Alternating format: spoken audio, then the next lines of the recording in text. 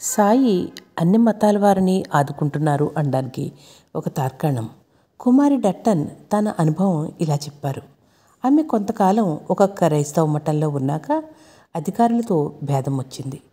తాను ఆశ్రమం విడిచిపోయాక తన గతం ఏమిటా అని ఆలోచిస్తూ దిగులుగా కూర్చుంది. ఒక ఫకీరొచ్చి భయం లేదు, అంతా బాగుంటుంది అని చెప్పి దక్షిణ కోరాడు. వెంటనే ఆమెకు ప్రశాంతి కలిగింది. ఆమె వద్ద పైకం లేదంటే ఆయన నీ సొరుగులో 35 రూపాయలున్నాయి చూడు అన్నారు. చూస్తే పైకం ఉంది కానీ ఫకీరే లేడు. క్రైస్తవ స్త్రీల ఆశ్రమంలోకి పురుషుడు ముస్లిము అయినా ఫకీర్ ఎలా వచ్చాడా అన్నదే ఆశ్చర్యం. ఆమె ఆశ్రమం విడిచాక ఆమె మేనల్లుడు ఆమెనెంతో ప్రేమగా చూసుకుంటున్నాడు.